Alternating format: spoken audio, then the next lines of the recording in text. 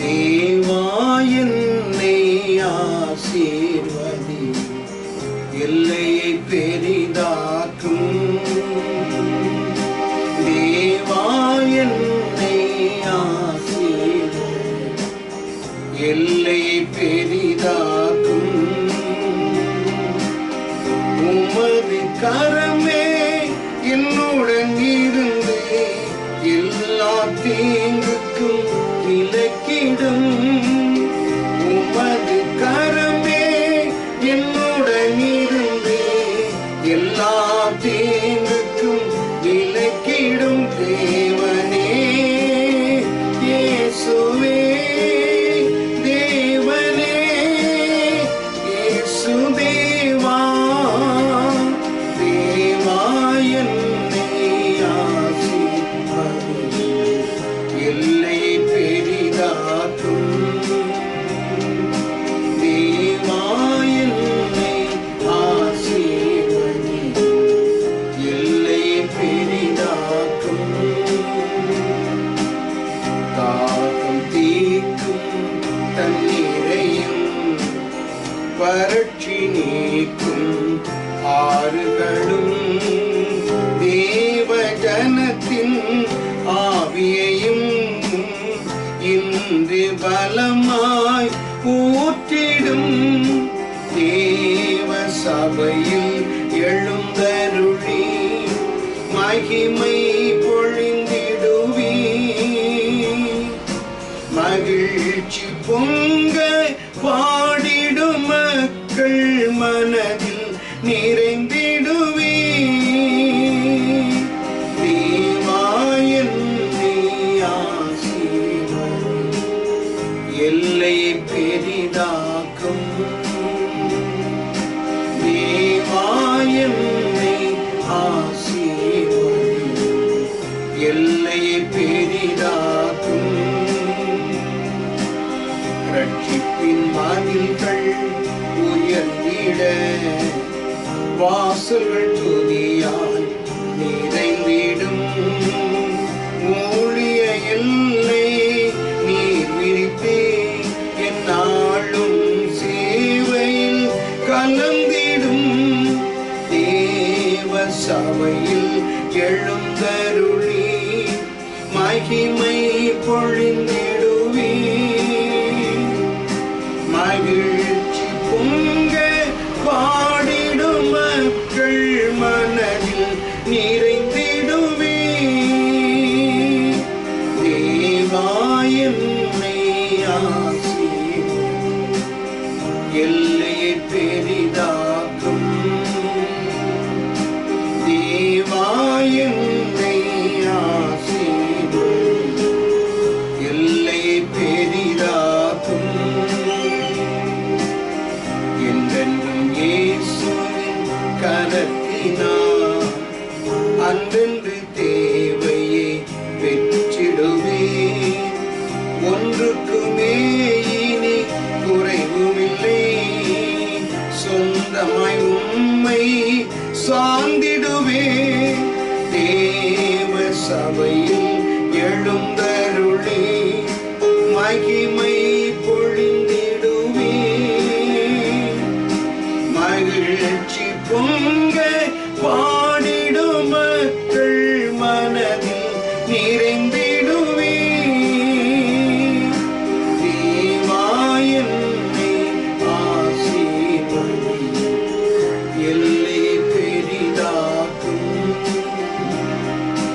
தேவா என்னை ஆசீர்வதி, எல்லை பெரிதாக்கும். உமது கரமே என்னுடன் இருந்து எல்லா தீங்குக்கும் விலக்கிடும். உமது கரமே என்னுடன் இருந்து எல்லா தீங்குக்கும் விலக்கிடும்.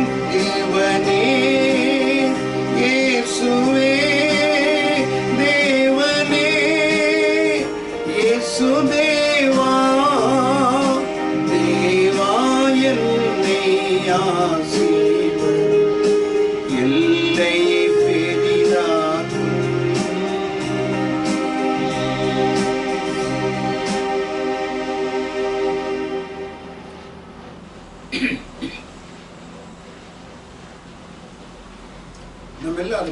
நின்று அதிகாரத்தை நாம் வாசிப்போம். हम सभी खड़े होते हुए एक अध्याय को पढ़ेंगे. சங்கீதம் 3ஆம் சங்கீதத்தை நாம் எல்லாரும் வாசிக்கலாம். भजन संगीता 3रा अध्याय को हम सभी पढ़ेंगे. கர்த்தாவே, என் சத்துருக்கள் எவ்வளவாய் பெருகி இருக்கிறார்கள், எனக்கு விரோதமாக எழும்புகிறவர்கள் அநேகர். बहुत से मेरे प्राण के विषय में कहते हैं कि उसका बचाव परमेश्वर की ओर से नहीं हो सकता. ஆனாலும் கர்த்தாவே, நீர் என் கேடகமும் என் மகிமையும் என் தலையை உயர்த்துகிறவருமாய் இருக்கிறீர். मैं ऊंचे शब्द से यहोवा को पुकारता हूँ और वो अपने पवित्र पर्वत पर से मुझे उतार நான் देता है. படுத்து நித்திரை செய்தேன், விழித்துக் கொண்டேன், கர்த்தர் என்னை தாங்குகிறார். मैं उन 10,000 मनुष्यों से नहीं डरता जो मेरे विरुद्ध चारों ओर पांति बांधे खड़े हैं. கர்த்தாவே, எழுந்தருளும், என் தேவனே நீர் ரட்சியும். நீர் என் பயங்கர எல்லாரையும் தாடையில் அடித்து துன்மார்க்குடைய பற்களை தகர்த்து போட்டீர். उद्धार यहोवा ही को और उस ओर से होता है. हे यहोवा, तेरी आशीष तेरी प्रजा पर हो. ஆமென். Amen. நம்ம எல்லாரும் கண்களை மூடி நாம் ஜெபிப்போம். हम सभी अपने आंखें बंद करके प्रार्थना करेंगे. தேவரீருடைய ஆசீர்வாதம் உம்முடைய ஜனத்தின் மேல் இருப்பதாக. परमेश्वर आपका आशीर्वाद आपके आपके आपके प्रजा पर रहेगा. தன் குமாரனால் தாவீது துரத்தப்பட்டாலும் अपने पुत्र से दाऊद जो उसे दौड़ा गया, भगाया गया था, அவன் விட்டு வந்த எருசலேம் மக்களையும் அங்கிருக்கிறதான குடிகளையும் அங்கிருக்கிற ஜனத்தையும் அவன் வாரம் நிறைந்தவனாய் ஒரு நிமிடம் கண்ணுக்கு பார்த்த ஆண்டவரிடத்திலே அவன் ஜெபிக்கிறான். தேவரீர் உம்முடைய ஆசீர்வாதம் உம்முடைய ஜனத்தின் மேல் இருக்கட்டும். और वो छोड़ के आए उस यरूशलेम शहर को, उसके प्रजा को वो सोचकर उनके बारे में याद करके स्मरण करके वो थोड़े समय के लिए परमेश्वर से प्रार्थना करके विनती करता है और बोलता है कि परमेश्वर मेरे प्रजा को आप स्मरण कीजिए. உம்முடைய ஆசீர்வாதம் உம்முடைய ஜனத்தின் மேல் இருக்கட்டும். मेरे प्रजा को आप आशीर्वाद कीजिए. அவருடைய உள்ளத்தின் ஆசை என் ஜனம் ஆசீர்வதிக்கப்பட வேண்டும். और उसके हृदय का जो इच्छा था कि मैं उसके प्रजा जो है आशीष पाना है. தாவீது மாத்திரமல்ல, ஆண்டவராகிய இயேசுவும் உடைய விருப்பம் என் ஜனம் ஆசீர்வதிக்கப்பட வேண்டும். ना केवल दाऊद लेकिन परमेश्वर यहोवा का चाहत वही है कि मेरे लोग उद्धार पाना है, आशीर्वाद पाना है. இந்த காலையில நம்ம எல்லாரும் ஆண்டவரை நோக்கி ஜெபிப்போம். इस सुबह के समय पर हम सभी परमेश्वर की ओर देखकर प्रार्थना நம்முடைய करें. தேவன் சாபத்தை ஆசீர்வாதமாய் மாற்றுகிறவர். हमारे परमेश्वर श्राप को आशीष से बदलते हैं. நம்முடைய தேவன் சபிக்கிறவர் அல்ல. हमारे परमेश्वर श्राप देने वाले நம்முடைய नहीं. தேவன் ஆசீர்வதிக்கிறவர். हमारे परमेश्वर जो है वो आशीष ஆண்டவரின் देने वाले சமூகத்தை हैं. நோக்கி நாம் பார்ப்போம். परमेश्वर के सम्मुख की ओर देखकर हम उनसे ஆண்டவரே, प्रार्थना உம்முடைய करेंगे. ஆசீர்வாதம் எங்கள் மேல் இருக்கட்டும். परमेश्वर आपका आशीर्वाद हमारे पर बनाए रखिएगा. ஆண்டவரே, நீர் எங்களை ஆசீர்வதியும். पर प्रभु हमें आप आशीर्वाद कीजिए. உம்முடைய ஜனங்கள் மகிழ்ச்சி அடையட்டும். आपके प्रजा जो है वो खुश होना है. நாம் எல்லாரும் ஆண்டவரை நாம் துதிப்போம். हम सभी परमेश्वर की ओर देखकर प्रार्थना करें.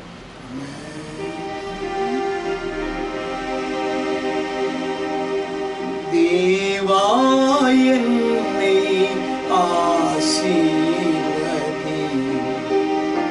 எல்லை பெரிதாக்கும். தேவா என்னை ஆசீர்வதி, எல்லை பெரிதாக்கும். உமது கரமே என்னுடன் இருந்து எல்லா தீங்குக்கும் விலக்கிடும். உமது கரமே என்னுடன் இருந்து எல்லா தீங்குக்கும் விலக்கிடும். தேவனே, இயேசுவே, தேவனே, இயேசுவே,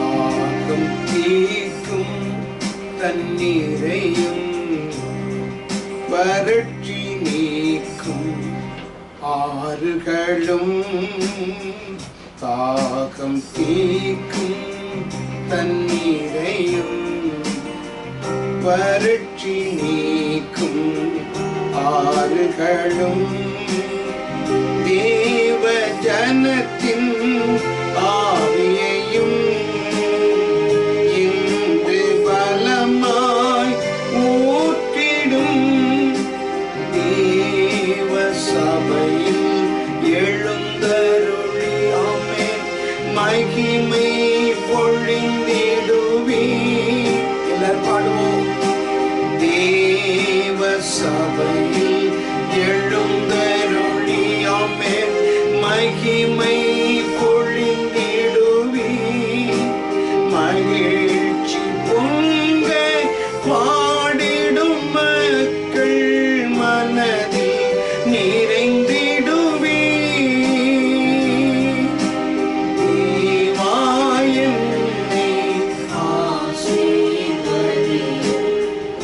எல்லையை பெரிதாக்கும். தேவா என்னை ஆசீர்வதியும் எல்லையை பெரிதாக்கும். என்றென்றும் இயேசுவின் கரத்தினார் அன்றென்று தேவையை பெற்றிடுவேன். என்றென்றும் இயேசுவின் கரத்தினார் அன்றென்று தேவையை பெற்றிடுவேன். ஒன்றுக்குமே இனி குறைவுமில்லை. சொந்தமாய் உம்மை சார்ந்திடுவேன். தேவ ஜனத்தில் எழுந்தருளி மகிமை பொழிந்திடுவே. மகிழ்ச்சி பொங்க பாடிடும் மக்கள் மனதில் நிறைந்திடுவே.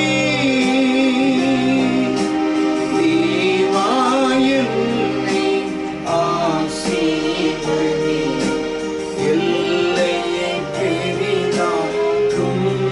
ஆமென். தேவா என்னை ஆசீர்வதியும் எல்லையை பெரிதாக்கும். உமது கரமே என்னுடன் இருந்து எல்லா தீங்குக்கும் விலக்கிடும் தேவனே. இயேசுவே தேவனே, இயேசு தேவா. தேவா என்னை ஆசீர்வதியும் எல்லையை பெரிதாக்கும்.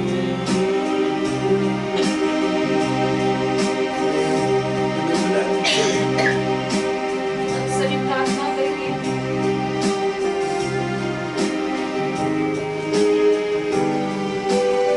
அவருடைய கரத்தை நாம் நோக்கி பார்க்கும் பொழுது उनके हाथों की ओर हम जब देखेंगे நம்முடைய குறைகள் எல்லாம் இயேசுக்குள்ளாய் நிறைவாக்குகிறது. हमारे सारे कमियों को हम यीशु पर पूरा करते हैं। நம்மை நிரப்புகிற ஆண்டவர். हमें भरने वाले परमेश्वर, உங்களை பலவீனங்களை மாற்றி போடுகிற ஆண்டவர். आपके कमजोरियों को बदलने वाले परमेश्वर, சுகமாக்குற ஆண்டவர். आपको अच्छा चंगाई देने वाले இந்த प्रभु। வார்த்தைகளை கேட்கிற அநேக குறைகளோடு இருக்கிறார். आज इस वचनों को सुनने वाले आप हर एक बच्चे बहुत सारे कमियों के பொருளாதாரத்திலே साथ होंगे। குறைந்தவர்களாய் காணப்படுகிறார். धन में बहुत कमी होगा। ஜெபிக்க முடியாத தடைகள், प्रार्थना न ஜெபிக்க முடியாத பலவீனங்கள் प्रार्थना न कर सके वैसा एक ஒருவேளை कमजोरी, உங்களை நிரப்பி இருக்கலாம். ऐसा आपको कमजोरी आपको ढक लिया होगा। ஆண்டவரை நோக்கி ஜெபி. परमेश्वर की ओर देखकर हम நம்முடைய प्रार्थना, தேவன் ஆசீர்வதிக்கிறவர் மாத்திரமல்ல, விடுதலை கொடுக்கிற ஆண்டவர். हमारे प्रभु ना केवल आशीर्वाद करने वाले लेकिन वो छुटकारा भी देते हैं। அதெல்லாம் ஜெபி. பரலோகத்தின் பிதாவே, இயேசுவின் நாமத்தில் நாங்கள் உம்மை உயர்த்தி துதிக்கிறோம் அப்பா. हमारे स्वर्गीय अच्छे पिता यीशु के नाम से आपको उन्नति स्थान देकर आपको प्रार्थना करते हैं। இந்த காலையிலே இந்த ஆராதனைக்காக ஸ்தோத்திரம். इस सुबह की आराधना के लिए हम आपको இந்த ஆராதனையில கலந்து கொள்கிற பிள்ளைகளுக்காக ஸ்தோத்திரம். इस आराधना में भाग लेने वाले இந்த வார்த்தைகளை கேட்கிற ஒவ்வொரு பிள்ளைகளுக்காக நாங்கள் உம்மை துதிக்கிறோம். इस संदेश को सुनने वाले हर एक बच्चों को आपके हाथों में अर्पण करते हैं। ஆராதனை ஆசீர்வதிங்க. इस आराधना को आप आशीर्वाद எங்களோட कीजिए, நீங்க பேசுங்க. हमारे साथ आप बात இந்த कीजिए। வார்த்தைகளை கேட்கிற உம்முடைய பிள்ளைகளுக்கு என்ன தேவையோ உம்முடைய ஆசீர்வாதத்தின் மூலமாக கட்டளையிடுங்க. इस वचनों को सुनने वाले आपके बच्चों के हृदय को आप उनके जीवन में जो कुछ भी चाहिए वो ஒருவர் पूरा ஒருமையாக कीजिएगा। திரும்ப கூடாது. कोई भी खाली हाथ नहीं உம்முடைய लौटना है। ஆசீர்வாதம் உம்முடைய பிள்ளைகள் மேல் உம்முடைய ஜனத்தின் மேல் இருக்கட்டும். आपका आशीष आपके बच्चों पर आपके प्रजा पर बनाए रखिएगा। எனக்கு மகிமை உண்டாகட்டும். आपका केवल महिमा हो। இயேசு கிறிஸ்துவின் நாமத்தில் பிதாவே. यीशु मसीह के नाम से मांगते परमेश्वर पिता। நம்முடைய வசனத்துக்கு நேராக நாம் செல்வோம். परमेश्वर के वचन की ओर हम जाएंगे। கடந்த வாரத்திலே உங்களோடு கூட தாவீதை குறித்து நான் சில காரியங்களை நான் பேசினேன். पिछले दिनों में मैंने दाऊद के बारे में कई सारी बातें बताया। தொடர்ந்து அந்த செய்தியை நான் உங்களுக்கு கொடுத்து ஸ்தோத்திரம் இந்த வார்த்தையை நான் முடிக்க விரும்புகிறேன். आगे उसके बारे में और संदेश देकर ये इस बातों को इस विषय को खत्म இந்த करना காலையிலே चाहता हूं। நீங்கள் கேட்க போகிற செய்தி உங்களுக்கு ஆசீர்வாதமாக இருக்கும். इस सुबह के समय पर आप जो सुनने वाले संदेश आपको கவனமாக आशीर्वाद கேளுங்கள். கர்த்தர் உங்களை ஆசீர்வதிப்பார். ध्यान से सुनिएगा, परमेश्वर आपको आशीष करेगा। 1 சாமுவேல் 26ஆம் அதிகாரம் 25ஆம் வசனத்தை எடுத்துக்கொள்வோம். पहला सामुएल का पुस्तक 26वां अध्याय 25वां वचन हम ले लेंगे। அப்பொழுது சவுல் தாவீதை நோக்கி, என் குமாரனாகிய தாவீதே, நீ ஆசீர்வதிக்கப்பட்டிருப்பாய், நீ பெரிய காரியங்களை செய்வாய், மேன்மேலும் பலப்படுவாய் என்றார். शाऊल ने दाऊद से कहा, है मेरे बेटे दाऊद, तू धन्य है, तू बड़े बड़े काम करेगा और तेरे काम सफल होंगे। तब दाऊद ने अपना मार्ग लिया और शाऊल भी अपने स्थान पर கடந்த लौट வாரத்திலே சவுல் தாவீதை எப்படியெல்லாம் விரோதம் பாராட்டினான், விரோதித்தான், அவனை எவ்வளவு ஏளனமாய் நினைத்தான். என் பகைங்கன், என்னுடைய விரோதி, என்னுடைய சத்துரு, ஒரு அவ்வளவு ஈனமாய் அவனை குறித்து பேசினான். पिछले हफ्तों में हमने देखा कि साउल कैसे दाऊद को इतने तुच्छ समझा, उसको एक दुश्मन की तरह देखा, उसको इतना नफरत किया, उसको एक द्रोही की तरह देखा गया करके हमने वहां पर। ஆனால் அவருடைய வாயிலிருந்து ஆசீர்வாதமான வார்த்தைகள் புறப்பட்டது. लेकिन उसी के मुंह से आज आशीर्वाद के बात निकलने लगा। ஏனென்றால் வேதம் சொல்லுகிறது, क्योंकि वचन ऐसा कहता है। நீதிமொழிகள் 21ஆம் அதிகாரத்தை நீங்கள் வாசித்தால், नीति वचन का पुस्तक 21वां अध्याय आप पढ़ेंगे तो இந்த வசனங்களை நான் வாசிக்கும் பொழுது, இந்த வசனத்தை தியானிக்கும் பொழுது இந்த வார்த்தைகள் என்னுடைய உள்ளத்தை தொட்டது. इस वचन को ध्यान करते समय ये वचन मेरे 21ஆம் அதிகாரம் 1ஆம் வசனத்திலே, ராஜாவுடைய இருதயம் கர்த்தருடைய கையில் இருக்கிற நீர்க்கால்களை போல் இருக்கிறது, அவர் தம்முடைய சித்தத்தின்படி அதை திருப்புகிறார். और नीति वचन 21:1 में हम पढ़ते हैं कि राजा का मन नालियों के जल की नाव यहोवा के हाथ में रहता है, जिधर वो चाहता उधर उसको फेर देता है। எவ்வளவு கடினமாக இருந்தால், कितना कठिन था वो। ஆண்டவனாகிய கர்த்தர் அவருடைய இருதயத்தை ஒரு நதியை திருப்புவது போல, ஒரு ஆற்றை திருப்புவது போல, ஒரு வெள்ளத்தை தண்ணீரை திருப்புவது போல சாதாரணமாக திருப்பினார். लेकिन परमेश्वर ने वहां पर उसके हृदय को कितने अच्छे से नालियों के जल की नाई यहोवा ने उसके हृदय को बदल दिया। ஆண்டவராய் கர்த்தரால் கூடாதது ஒண்ணுமே அல்ல. परमेश्वर से नामुमकिन कुछ भी नहीं है। என்னுடைய கணவரை திருப்ப முடியுமா?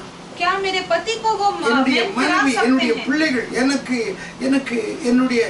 அருமையானவர்களை திருப்ப முடியுமா? எவ்வளவு கடினமா இருக்கிறாங்க. क्या मेरे बच्चों का या फिर मेरे रिश्तेदारों का मन को प्रभु फिरा सकते हैं, क्योंकि कितने कठिन है वो। கூடாத காரியம் ஒன்று. लेकिन परमेश्वर से नामुमकिन कुछ नहीं। ராஜாவுடைய இருதயம் மாத்திரமல்ல, நம் எல்லாருடைய இருதயமும் ஆண்டவருடைய கரங்களில் இருக்கிறது. ना केवल राजा का मन लेकिन हमारे सबों का मन परमेश्वर के हाथों में है. தேவன் அதை விரும்பார் என்றால் அதை தம்முடைய சித்தத்தின்படி அதை திருப்புவார். अगर परमेश्वर ने चाहा तो वो अपने इच्छा के अनुसार उनके मन को बदल सकते ஒரு हैं. வயலுக்கு ஓடி வருகிறதான தண்ணீர் அவிதம் அடுத்த வயலுக்கு பாய்வதற்கு எப்படி சாதாரணமாக மண்ணை அகற்றினால் அந்த வயலுக்கு பாய்கிறதோ அதே போல கர்த்தர் சாதாரணமாக அதை திருப்பி விடுவார். एक खेती की ओर जैसा आने वाला जल है, वो झरना जो है अगर उस मिट्टी को बदल दे तो वो झरना उस पार चला जाता है. वैसे परमेश्वर एक साधारण से हमारे मन को भी फिरा सकते हैं. அவ்வளவு மோசமாக அவனை விரட்டி கொண்டு வந்தவன் இப்போ அவன் வாயிலிருந்து ஆசீர்வாதமான வார்த்தைகள் வந்தது. தாவீதே, என் குமாரனாகிய தாவீதே, நீ ஆசீர்வதிக்கப்பட்டாய். कितने ही गंदे तरीके से उसे दौड़ा के आ रहा था शाऊल, लेकिन आज उसे शाऊल कह रहा है कि दाऊद तू आशीष बने रहेगा. ஆசீர்வாதமான வாக்குத்தத்தங்கள் வேதத்தில் ஏராளமாக இருக்கிறது. आशीर्वादित प्रतिज्ञा शास्त्र में बहुत को सारे हैं. ஆசீர்வாதத்தை விரும்பாத உலகத்தில் யாருமே இருக்க முடியாது. आशीर्वाद न चाहने वाले ऐसे संसार में कोई नहीं होगा. பிள்ளைகளை பெற்று ஆண்டவரிடத்தில் கொண்டு வந்து ஆண்டவரே ஆசீர்வதியும் என்று கேட்கிறோம். बच्चों को परमेश्वर के पास लेकर आके परमेश्वर आप आशीर्वाद करो करके திருமணமானவர்கள் पूछते हैं. தேவனுடைய ஆசீர்வாதத்திற்காக முழங்கால் படியிட்டு ஒளிக்காரருக்கு முன்பாக முழங்கால் படியிடுகிறார். और नई शादी में जुड़े हुए जोड़ियां जो है वो परमेश्वर के सामने अपने घुटने टिकाकर प्रार्थना करते हैं कि आशीर्वाद करे हमारे வசனங்களை கேட்கும் பொழுது கர்த்தாவே என்னை என் குடும்பத்தை ஆசீர்வதிக்க மாட்டீரா என்று நாம் கேட்கிறவர்களாக இருக்கிறோம். और वचन को सुनते ही हम पूछते हैं कि मेरे और मेरे परिवार को परमेश्वर आप आशीर्वाद नहीं करोगे क्या? நம் தேவனுடைய விருப்பம் ஆண்டவருடைய அவர் தம்முடைய மக்களை ஆசீர்வதிப்பது. क्योंकि परमेश्वर का चाहत यही है कि परमेश्वर आप सभी को आशीर्वाद करना. பரத்துக்கு ஏறி போகும் பொழுது தம்முடைய கைகளை உயர்த்தி தம்முடைய ஜனத்தை ஆசீர்வதித்து விட்டு தான் கடந்து போனார். और जब स्वर्ग राज्य की ओर जा रहे थे अपने हाथों को उठाकर अपने प्रजा को आशीष करके ही गए. அப்படி என்றால் நம்முடைய தேவன் எவ்வளவு நல்லவர். इसका मतलब हमारे प्रभु परमेश्वर कितने अच्छे हैं. ஆசீர்வதிக்கிறவர். हमें आशीर्वाद करने சவுல் वाले हैं. தாவீதை பார்த்து சொன்னார், என் குமாரனாகிய தாவீதே நீ ஆசீர்வதிக்கப்பட்டவர். साउल ने दाऊद को देखकर कहा कि हे मेरे पुत्र दाऊद तू आशीष पाएगा. வேதத்தில் अनेक देव மக்கள் ஆசீர்வதிக்கப்பட்டார்கள். ऐसे पवित्र शास्त्र में अनेक परमेश्वर के भक्तों ने आशीष पाया है. நமக்கு தெரிந்த ஒரு நல்ல வார்த்தை அபிரகாம் ஆசீர்வதிக்கப்பட்டது நம்ம எல்லாருக்கும் தெரியும். हम अच्छे जानने वाला एक अच्छा बात जो है अब्राहम जो आशीष पाया था. ஏசாயா 51 அதிகாரம் 2 வசனத்திலே ऐसाया 51 अध्याय दूसरा वचन में அவன் ஒருவனாய் இருக்கையில் அவனை அழைத்து அவனை ஆசீர்வதித்து அவனை பெருக பண்ணினேன் என்றார். और परमेश्वर ने उससे कहा कि मैंने उसे आशीष करके उसको बुलाया और उसके आशीष करके उसे बढ़ाया करके. அவன் ஒருவனாய் இருக்கும் பொழுது தேவன் அவனை அழைத்து அவனை ஆசீர்வதிக்கிறார். परमेश्वर जब इब्राहिम अकेला था उसको बुलाकर परमेश्वर ने उसे आशीष दिया. இன்றைக்கு அவிதமாய் ஸ்தோத்திரம் அவனுடைய சந்ததி ஒரு தேசத்தை சுதந்தரித்து வளமாக்கி இருக்கிறார்கள். இன்றைக்கு உலகமெங்கும் அவனுடைய சந்ததி நிறைந்து இருக்கிறது. आज उसका संतान जो है उसका पीढ़ी जो है देश को अधिकार कर रहा है. आज पूरे संसार भर उसका संतान से भरा पड़ा है. தேவன் அவனை ஆசீர்வதித்ததை அவனுடைய குடும்பத்தார் பார்த்தார்கள். परमेश्वर ने उसे आशीर्वाद किया, उसके परिवार ने देखा, அவனுடைய வேலைக்காரன் பார்க்கிறார், उसके नौकरों ने देखा. ஏனென்றால் அவன் எப்படி இருந்தான் இன்றைக்கு எப்படி இருக்கிறான் என்பதை அவர்கள் அறிந்திருந்தார். क्योंकि वे जानते थे पहला कैसा था और अब वो कैसा है. ஆதியாகமம் 34 அதிகாரம் 24 அதிகாரம் 35 வசனத்திலே அவருடைய வேலைக்காரனாகிய எலியேசர் சொல்கிறார், கர்த்தர் எஜமானை ஆசீர்வதித்திருக்கிறார். और अब उत्पत्ति का पुस्तक 24-35 में उसके नौकर जो है वो परमेश्वर वो अब्राहम को देखकर कहता है कि मेरे मालिक को परमेश्वर ने आज आशीष दिया. இன்றைக்கு அவர் வெள்ளியும் பொன்னுடைய சீமனாய் இருக்கிறார். आज वो बहुत ही धन वस्तु में சில ஆண்டுகளுக்கு முன்பாக அவர் எப்படி இருந்தார் என்பது எனக்கு தெரியும். पिछले दिनों में वो कैसा था करके मैं जानता हूं. இன்றைக்கு அவர் எப்படி இருக்கிறார் என்பது எனக்கு தெரியும். आज वो किस तरह है करके वो भी मैं जानता हूं. ஏனென்றால் அவர் ஒவ்வொரு நாளும் அவரை நான் கவனித்துக் கொண்டு வருகிறேன். क्योंकि हर एक दिन मैं उसे देखते आ रहा हूं. என் எஜமானை கர்த்தர் என் தேவன் ஆசீர்வதித்தார். मेरे स्वामी को परमेश्वर ने आशीष किया। நம்முடைய தேவன் நம்மை ஆசீர்வதிக்கிறார். हमारे परमेश्वर हमें आशीष करने वाले சும்மா ஆசீர்வாதங்கள் ஒன்று வந்து விடாது. आशीर्वाद ऐसे ही बढ़ के नहीं आ जाएंगे। தேவனுடைய வார்த்தைகளுக்கு தேவனுடைய வசனங்களுக்கும் கீழ்ப்படிந்து ஆண்டவர் அனுமதித்த காரியத்தை நாம் செய்யும் பொழுது தேவனுடைய ஆசீர்வாதம் கடந்து வருகிறது. परमेश्वर के वचनों के अनुसार हम पालन करके और उनके अनुसार हम चलेंगे तो परमेश्वर का आशीर्वाद हमें आएगा। ஆதியாகமம் 12ஆம் அதிகாரம் उत्पत्ति का पुस्तक 12वां முதல் अध्याय 3 वचनத்தை வாசித்தால் पहला तीसरे वचन को हम ஆண்டவராய் पढ़ेंगे। கர்த்தர் முதலாவது கட்டளை கொடுக்கிறார். परमेश्वर पहला तो उसे आज्ञा देते உன் हैं। தேசத்தை உன்னுடைய இனத்தை உன்னுடைய தகப்பனுடைய வீட்டை விட்டு புறப்பட்டு நான் காண்பிக்க தேசத்துக்கு போ, நான் உன்னை ஆசீர்வதிப்பேன். अपने देश, अपने जन्मभूमि, अपने पिता के घर छोड़कर जा और मैं तुझे आशीष करूंगा। அவன் கீழ்ப்படிந்து கடந்து போனான். उसे तरह वो आज्ञा करके वो चलने लगा। ஆண்டவரே அதனுடைய அங்க எங்க இருக்கிறது, அது எப்படி போக வேண்டும், அதெல்லாம் ஒண்ணு கேட்கவில்லை. उसने नहीं पूछा कि परमेश्वर कहाँ है, कहाँ जाना है, वो कहाँ कैसा है करके। பைபிள் சொல்லுகிறது पवित्र शास्त्र कहता தான் है போகும் இடம் இன்னதென்று அறியாதவனாக புறப்பட்டு போனான். वो नहीं जानता था कि कौन से जगह पे वो जा எங்க रहा है। போவது தெரியாது. वो नहीं जानता था वो किस जगह पे இன்னைக்கு जाने இருப்பது वाला போல है। ஜனங்கள் திரளாக இல்லை. आज जैसे लोग हैं वैसे पहले प्राचीन काल में ऐसे बहुत सारे लोग எல்லாம் बड़े बड़े नहीं வனாந்தரங்களும் थे। அவாந்தர வெளியிலுமா இருந்தது. वहाँ पर तो सिर्फ वन प्रदेश और जंगल ही पड़ा था। தன்னுடைய வேலைக்காரர்களையும் ஆடு மாடுகளையும் அழைத்து கொண்டு தேவன் காண்பிக்கிற அந்த தேசத்திற்கு அவன் கடந்து போனான் என்றால் எத்தனை பிரயாசப்பட்டிருக்க வேண்டும், எத்தனை அவன் அவிதமாய் கஷ்டங்களை பாடுகளை சகித்திருக்க வேண்டும். अपने लोगों को, अपने नौकरों को, अपने जीव जंतु को सबको लेकर वो जब बाहर जा रहा था उसने कितना प्रयास करेगा, कितना वो कष्ट सहारेगा। கர்த்தர் அவனுடைய காரியங்களை கண்டார், அவனை ஆசீர்வதித்தார். परमेश्वर ने उसके कार्यों को देखा और उसे आशीष दी। அதான் இங்கே வாசித்தோம் ஏசாயா 51:2 அவனை அழைத்து அவனை நான் ஆசீர்வதித்தேன். इसलिए तो हमने यहाँ पर पढ़ा यशायाह 51:2 में हमने पढ़ा कि मैंने उसे बुलाकर उसे आशीर्वाद किया। தேவன் அவனை ஏன் ஆசீர்வதித்தார்? परमेश्वर ने उसे क्यों आशीर्वाद किया? ஆதியாகமம் 14ஆம் அதிகாரத்தை வாசித்து பாருங்கள். उत्पत्ति का पुस्तक 16वां अध्याय को पढ़ के देखिए। தேவனுடைய ஆசாரியனாகிய ஸ்தோத்திரம் சாலமீன் ராஜாவாகிய மெல்கிசேதேக்குக்கு தான் கொண்டு வந்த எல்லா பொருட்களையும் அவனிடத்திலே தசமபாகமாய் கொடுத்து ஆண்டவருடைய ஆசீர்வாதத்தை பெற்றுக்கொண்டார். परमेश्वर का याजक जो सलोमन राजा का मेल्कीजेडेक जो है उसका सभी को अपने जो भी वस्तु है उसने लेकर आया, वो सब कुछ अपने उसमें अर्पण किया। அவன் ஆசீர்வதிக்கப்பட்டு சொல்கிறார், வானத்தையும் பூமியை உடையவராய் இருக்கிற உன்னதமான தேவனுடைய ஆசீர்வாதம் अब्राहम उनमें இருப்பதாக। जब परमेश्वर जब वो आशीर्वाद करता है तो वो कहता है कि और आकाश और पृथ्वी में जो आशीर्वाद बनाए रखे वो तुझ पर भी बनाए रखे। தேவனுக்கு கொடுத்த ஆசீர்வாதத்தை பெற்றுக்கொண்டார்। परमेश्वर ने उसे दिया गया आशीर्वाद को उसने पा लिया। மூன்றாவது அவன் எப்படி ஆசீர்வாதத்தை பெற்றுக்கொண்டார்? तीसरी बात वो कैसे आशीर्वाद தேவனை पाया? விட என் மனைவியோ என் பிள்ளைகளோ என்னுடைய சொத்தோ என்னுடைய காரியமோ ஒன்றுமில்லை என்று சொல்லி தேவனை முன்பாக நிறுத்தினதினால் தேவன் அவனை ஆசீர்வதித்தார்। परमेश्वर से भी ज्यादा अधिक मेरे परिवार, मेरे पत्नी या मेरे बच्चे कोई भी नहीं है करके वो परमेश्वर को पहले स्थान पर रखा, इसलिए वो आशीर्वाद पाया। ஆதியாகமம் 22ஆம் அதிகாரம் 17ஆம் வசனத்தில் வாசிக்கிறோம், நான் உன்னை आशीर्वदिकवे आशीर्वदितेन என்று சொன்னார்। उत्पत्ति 22वां अध्याय 17 वचन में हम पढ़ते हैं कि इसी कारण मैं निश्चय तुझे आशीष दूंगा करके।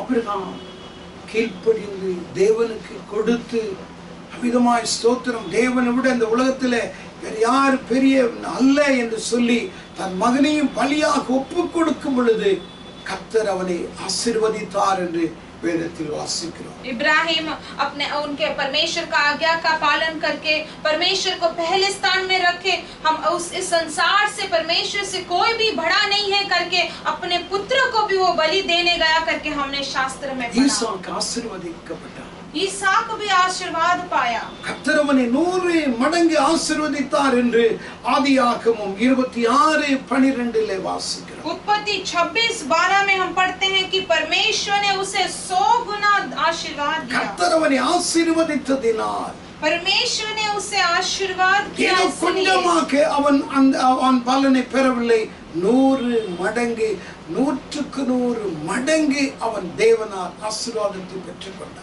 इसलिए इसहाक जो है थोड़ा आशीर्वाद नहीं पाया, लेकिन उसने 100 गुना फल पाया करके हम ஒரு பக்கம் அமிதமாக ஆபிரகாம் சற்று சில நாட்களுக்கு முன்பாகத்தான் அவர் மரித்து போய்விட்டார்.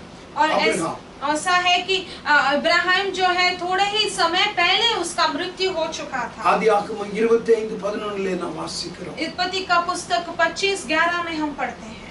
இன்னொரு பக்கம் ஒரு பயங்கரமான ஒரு பஞ்சம். और दूसरे दिशा में हम देखा जाए तो एक भयानक सा एक अकाल आ गया எங்கே था. செல்வது ஜனங்கள் எல்லாரும் இங்கும் அங்கும் ஓடிக்கொண்டிருக்கிற நேரம். कहाँ दौड़ना है, लोग यहाँ वहाँ दौड़ रहे थे. தேவனுடைய வார்த்தையை அவன் கவனிக்கிறான். परमेश्वर के बातों को वो ध्यान கர்த்தர் देता அவனோடு है. கூட பேசினார். परमेश्वर उसके साथ बात किया. ஈசாக்கே ईसाक, எகிப்து தேசத்துக்கு நீ போக வேண்டாம். तू मिस्र देश में ना जा. நான் எங்கே சொல்லுகிறேனோ அந்த இடத்திலே நீ குடியிரு. मैं तुझे कहाँ दिखाता हूँ वही நான் स्थान पे உன்னோடு तू கூட रहना. இருப்பேன் என்று வாக்கு பண்ணினார். और मैं तेरे साथ रहूंगा करके परमेश्वर ने वादा किया. அந்த அசரியனுடைய வாக்கு அந்த தேவனுடைய வார்த்தைகளை அவன் கேட்டதான ஈசாக்கு அந்த பஞ்ச காலத்திலே எங்கும் ஓடாமல் அந்த வறட்சியான பிரதேசத்திலே அவன் இருந்தான். उस याजक परमेश्वर का बातों को उसने उनका आज्ञा का पालन किया और उसी अकाल के प्रदेश में था, इसीलिए परमेश्वर ने वहीं पर उसे आशीर्वाद किया. அந்த இடத்திலே அமிதமாக ஸ்தோத்திர விதை விதைத்தான். और उसी देश में वो वहां पर उसने बीज बोने लगा 100 மடங்கு பலன் அடைந்தான். और 100 गुना बल दिया. அந்த தேசத்தின் ராஜாக்களும் அந்த தேசத்தில் இருக்கிற மந்திரியும் சேனாதிபதியும் அவனை தேடி வந்தார்கள். उस देश के राजा, उस देश के मंत्री और सेनाओं उनको ढूंढ कर आए.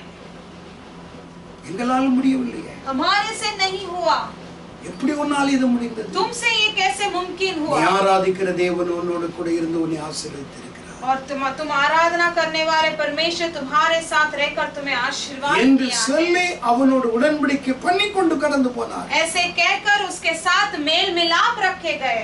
ஈசாக்கு தேவன் சொன்ன இடத்திலே அவன் குடியிருந்தார். ईसाक जो है परमेश्वर ने जो निवास कहा वहीं पर था.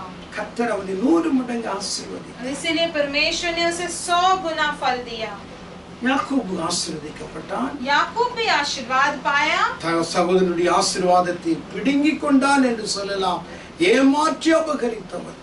और अपने भाई का आशीर्वाद को उसने चुरा के लिया था. ஆனால் தேவனுடைய ஆசீர்வாதத்திற்காக அமிதமாய் ஸ்தோத்திர தேவனுடைய சமூகத்திலே இரவு முழுதும் ஜெபித்தார். लेकिन परमेश्वर के आशीर्वाद के लिए परमेश्वर के सम्मुख में दिन रात उसने प्रार्थना किया. கர்த்தர் விடிய காலையில் அவனை ஆசீர்வதித்தார். परमेश्वर ने उसे भोर के समय पर आशीर्वाद எனக்கு किया. அருமையானவர்களே, मेरे प्रिय लोगों, இவர்கள் எல்லாரும் முற்பிதாக்கள் பெற்ற ஆசீர்வாதத்தை உங்களோடு நான் பகிர்ந்தேன். और ये सभी लोग जो प्राचीन पिता के आशीर्वादों के बारे में मैंने बताया. ஈசாக்கு யாக்கோபு எப்படி ஆசீர்வாதத்தை பெற்றுக்கொண்டார்கள். इब्राहिम, इसहाक, याकूब कैसे उसने आशीर्वाद पाया ஆனால் हमने நாம் देखा. இப்பொழுது கவனிக்க போகிற காரியம் தாவீது ஆசீர்வதிக்கப்பட்டார். लेकिन आज हम सुनने वाले जो विषय है, दाऊद में आशीर्वाद पाया. என் குமாரனாகிய தாவீதே நீ ஆசீர்வதிக்கப்பட்டவன். हे मेरे पुत्र दाऊद, तू आशीष पाएगा. எப்படி அவனால் அந்த வார்த்தைகளை சொல்ல முடிந்தது? कैसे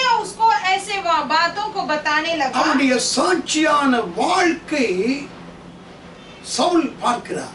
क्योंकि उसके गवाही के जीवन को साउल जो देखता है, அவனுடைய சாட்சியான வாழ்க்கை, उसका गवाही का जो அவனுடைய जीवन है, சுபாவங்கள், उसका स्वभाव, அவனுடைய குணாதிசயங்கள், उसके अनेक सारे गुण, இதெல்லாவற்றை பார்க்கும் பொழுது அவனுக்குள் விளங்கினது நிச்சயமாக இவன் ஆசீர்வதிக்கப்பட்டவன். और ये सभी देखते हुए वो समझ गया कि निश्चित वो आशीष पाएगा. உலகம் நம்மை பார்க்கிறது. संसार हमें देखता है. உலகம் நம்முடைய சாட்சியை கவனிக்கிறது. संसार हमारी गवाही को सुनता है. உங்களுடைய குணாதிசயங்களை பார்க்கிறது. हमारे गुणों को वो देखता है. உங்களுடைய சுபாவங்கள் எப்படி இருக்கிறது என்பதை மற்றவர்கள் கவனிக்கிறார். हमारे स्वभाव कैसे हैं करके दूसरे लोग हमें परखते हैं. சவுல் தாவீதுக்கு என்ன செய்தான்? தீமை செய்தான். साउल ने दाऊद को क्या किया? उसने बुराई ही किया. ஆனால் தாவீது சவுலுக்கு தீமை செய்ய வேண்டும் என்று அவன் நினைத்திருந்தால் செய்யலாம், ஆனால் செய்ய அவனால் முடியவில்லை. காரணம் அவனுடைய சுபாவம் நன்மை செய்ய வேண்டும். लेकिन दाऊद साउल को बुराई कर सकता था, लेकिन उसने नहीं किया क्योंकि उसका स्वभाव ऐसा था कि दूसरों की भलाई करना है। 1 சாமுவேல் 24ஆம் அதிகாரம் 17ஆம் வசனத்தை வாசித்து பாருங்கள். சவுல் செய்த தீமைக்கு தாவீது நன்மை செய்தார். और पहला सामुएल 24वां अध्याय 17 वचन पढ़ के देखिए कि साउल ने जो बुराई किया था उसके साथ उसने भलाई किया। 24:19 சவுல் சொல்வதை வாசிக்கிறேன். இன்று நீ எனக்கு செய்த நன்மைக்காக கர்த்தர் உனக்கு நன்மை செய்வார். और पहला सामुएल 24:19 में हम पढ़ते हैं कि साउल जो कहता है, जो तूने आज मेरे साथ किया है इसका अच्छा बदला यहोवा तुझे எனக்கு दे। நீ செய்த நன்மைக்கு நிச்சயம் ஆண்டவர் உனக்கு நன்மை செய்வார். आज तूने मेरे लिए जो भलाई किया निश्चय परमेश्वर तेरे अच्छा करेंगे। எவ்வளவு அருமையான நல்ல வார்த்தை. कितना एक अच्छा वचन है। ஏன் காரணம் என்ன? क्यों? कारण क्या है? சுபாவம். उसका स्वभाव। ஸ்தோத்திரம். அவன் ராஜா தீமை செய்கிறார் என்பதற்காக இவன் தீமை செய்ய முயற்சிக்கவில்லை. और राजा उसके बुराई कर रहे हैं इसलिए ये भी बुराई करने नहीं गया, அவன் நன்மை செய்தார். उसने भलाई किया। தாவீது ஏன் ஆசீர்வதிக்கப்பட்டான்? दाऊद क्यों आशीर्वाद पाया? தாவீது தேவன் தருகிற அபிஷேகத்தையும் அபிஷேக பெற்றவர்களையும் கனப்படுத்தினவன். और क्योंकि परमेश्वर ने दाऊद को दिया गया अभिषेक को और अभिषेक पाने वाले लोगों को उसने उनका सम्मान किया। சவுலுக்கு அந்த கனம் எல்லாம் தெரியாது. साउल वो सम्मान नहीं जानता था। என்னை ராஜாவாக்க ஆண்டவர் அவிதமாய் அபிஷேகித்திருக்கிறார். परमेश्वर ने मुझे राजा बना के अभिषेक किया அவனை है। ஆண்டு மேய்க்கிறவனாகத்தான் வைத்திருக்கிறார். उसे भेड़ बकरियां चराने के लिए ही रखा है। ஆகையால் அவனை விட நான் உயர்ந்தவன் என்கிற எண்ணம் சவுலுக்குள் இருந்தது. ஆகையால் அவனை துரத்தி கொண்டே இருந்தார். इसलिए उससे भी अधिक बड़ा मैं ही हूँ करके उसके अंदर वो स्वभाव था, इसलिए हमेशा என்னோடு दाऊद को இவனும் भगाता था। அபிஷேகம் பண்ணப்பட்டவன் அல்லவா? ऐसा नहीं सोचा कि मेरे साथ साथ उसे भी परमेश्वर ने अभिषेक किया சவுல் है। ஒரு முறைதான் அபிஷேகம் பண்ணப்பட்டான். साउल जो है एक ही बार उसे अभिषेक किया 1 गया। சாமுவேல் 10:11 வாசிக்கிறோம். पहला सामुएल का पुस्तक 10:11 में हम पढ़ते हैं। ஆனால் தாவீது 3 முறை ராஜாவாக அபிஷேகம் பண்ணப்பட்டான். लेकिन दाऊद जो है 3 बार उसे राजा का अभिषेक मिला है। சவுல் தன்னுடைய சிங்காசனத்தையும் தன் ராஜ்யத்தையும் காத்துக்கொள்ள தேவனால் அபிஷேகம் பண்ணப்பட்ட தாவீதை கொலை செய்யும்படியாக வேட்டையாடினான். साउल अपना सिंहासन अपना राज्य को बचा के रखने के लिए दाऊद जो परमेश्वर से अभिषेक किया गया है उसे मार डालना चाहा। ஆனால் சவுலை கொலை செய்வதற்கு தாவீதுக்கு 2 சான்ஸ் கிடைத்தது. लेकिन साउल को मार डालने के लिए दाऊद को दो बार उसे चांस मिला गया था। அவன் சவுலை தப்ப விட்டான். சவுலை கொலை செய்ய அவனுக்கு விருப்பம் இல்லை. लेकिन उस मौके का उसने फायदा नहीं उठाया और साउल को उसने छुड़ा दिया। ஏன் காரணம்? தேவனால் அபிஷேகம் பண்ணப்பட்டவன் மேல் நான் கை போட மாட்டேன். क्योंकि कारण क्या है? परमेश्वर से अभिषेक पाया हुआ व्यक्ति पर मैं अपना हाथ नहीं ஒருவேளை रखूंगा। நான் ராஜாவாக இல்லாமல் இருக்கலாம், ராஜாவாக ஆகாமலும் இருக்கலாம். ऐसा हो सकता है कि मैं राजा नहीं हूँ और राजा बन भी नहीं ஜீவிய पाऊंगा। காலமெல்லாம் ஓடிக்கொண்டிருக்கக்கூடிய நிலைமை எனக்குள் வரலாம். ऐसी परिस्थिति भी आ सकती है कि मेरे जीवन भर में ऐसे दौड़ता रहूं। அதற்காக சவுலை கொன்று நான் குற்றவாளியாக்கி கொள்ளும்படி அவிதமாக ஒரு நாளும் நான் சம்மதிக்கவே மாட்டேன். சவுல் மேல நான் கை போட மாட்டேன். इसलिए मैं साउल को मार डालकर कभी भी अपने आप को दोषी नहीं ठहराऊंगा, दोषी नहीं बनाऊंगा और साउल को नहीं उसे निकालूंगा। உங்கள் மேல தேவனுடைய அபிஷேகத்தின் நிமித்தம் தேவனுடைய அபிஷேகம் உங்களுக்கு உங்கள் மேல் இருந்து தேவனுடைய அபிஷேகத்தின் நிமித்தம் நீங்கள் பாடுபட வேண்டியதாயிருந்தால் கவலைப்படாதீங்க, பயப்படாதீங்க। और अगर आपके ऊपर परमेश्वर का अभिषेक है और परमेश्वर के अभिषेक के वजह से आपको बहुत सारे आपको दुख की ओर जाना है, लेकिन आप फिक्र ना करें। உங்களை உயர்த்த தேவன் சமயம் பார்த்துக் கொண்டிருக்கிறார்। आपको आपको सम्मान देने के लिए परमेश्वर समय देख रहे हैं। கர்த்தர் உங்களை உயர்த்தும் பொழுது जब परमेश्वर आपको उन्नति स्थान உங்களை देंगे, உயர்வை தடை செய்கிறதான சவுலை போன்றவர்களும் யோனத்தானை போன்றவர்கள் இருக்க மாட்டார்கள். और आपके उन्नति स्थान को, जो बढ़ोतरी को, जो रुकावट लेकर आने वाले साउल और योनातान के जैसे कोई भी नहीं रहेगा। தாவீதை ஆண்டவர் உயர்த்தும் பொழுது தேடி பார்த்தாலும் சவுல் இல்லை, யோனத்தானும் இல்லை. ஏனென்றால் அவர்கள் என்றைக்கும் மரித்து போனார்கள். और दाऊद को जब परमेश्वर उन्नति स्थान दे रहे थे तो ढूंढ कर देखा, साउल नहीं था, योनातान नहीं था, क्योंकि कब से वो मर चुके थे। எந்த தடையில்லாமல் அவனை சிங்காசனத்திலே தாவீது கொண்டு போய் உட்கார வைத்தார்.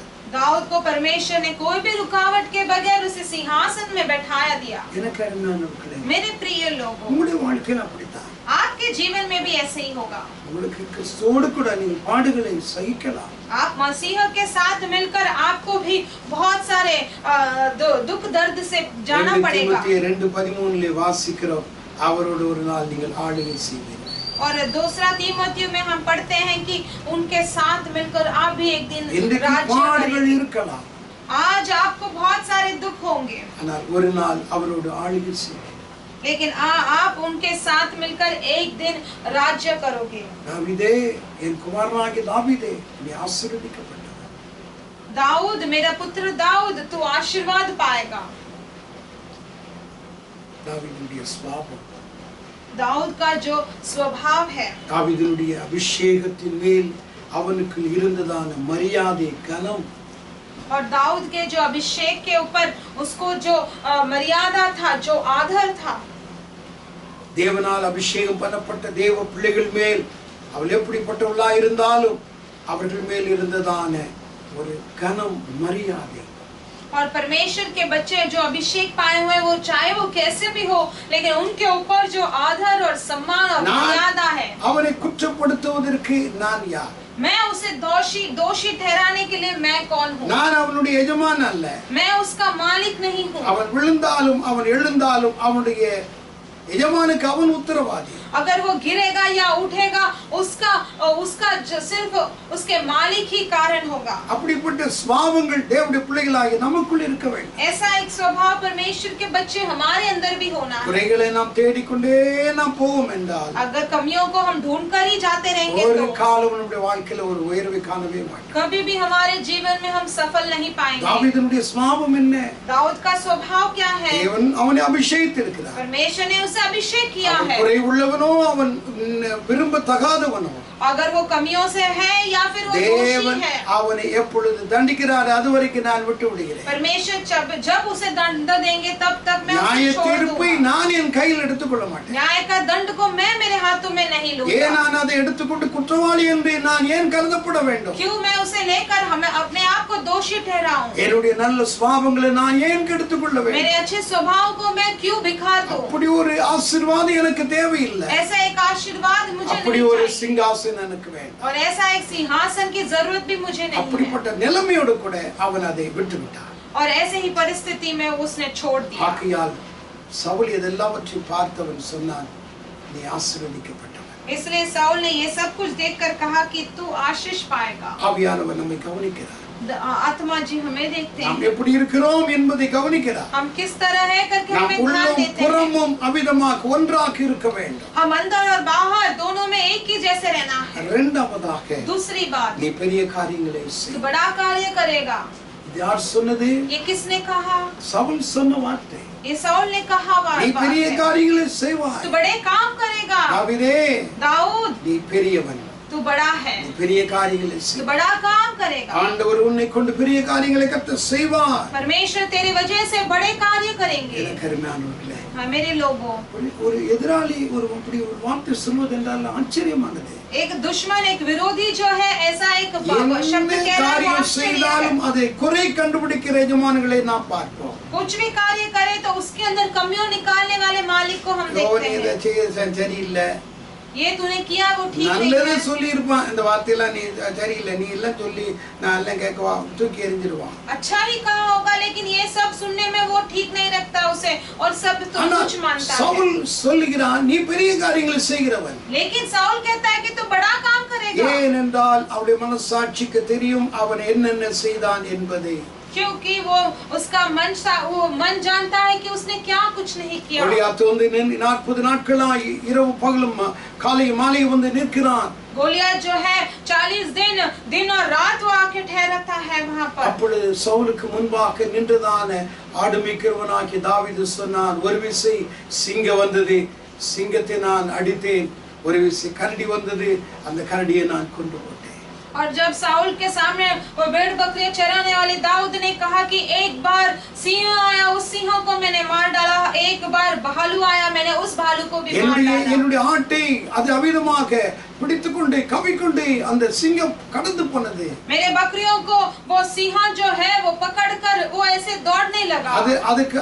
அதனோடு கூட நான் ஓடி அதனுடைய வாயை அவிதமாய் ஸ்தோத்திரம் கிழித்து என்னுடைய ஆட்டை நான் மீட்டுக்கொண்டேன்। और उसके साथ उसके पीछे दौड़कर उस सिंह को पकड़कर उसके मुंह को फाड़ डाला। சவுலுக்கு தெரியும், साउल जानता था, சிறு வயதிலேயே சிங்கத்தையும் கரடியும் கொன்றவனா। उसने छोटे उम्र में सिंह और भालू को उसने मार डाला था। இரண்டாவதாக दूसरी बात, இஸ்ரவேல் ஜனத்தையும் இஸ்ரவேல் தேவனையும் நிந்தித்த கோலியாத்தை அவன் கொன்றான் என்பது சவுலுக்கு தெரியும்। इस्राएल लोगों को और इस्राएल जो परमेश्वर को उसने निंदा किया, गोलियत का मारा करके वो जानता था। சவுல் அவனை கொண்டு அவனை பார்த்த உடனே பயந்து ஓடுவான்। साउल जो है उस गोलियत को देखते ही डर के मार भागता था। ஆனால் தாவீது என்ன சொன்னான், இவன் நிமித்தம் ஒருவருடைய இருதயம் கலங்க வேண்டாம்। लेकिन दाऊद ने क्या कहा, इस गोलियत के वजह से आप किसी के मन ना डरे। அப்படி சொல்லி இஸ்ரவேல் மக்களை ராஜாவையும் தைரியப்படுத்தி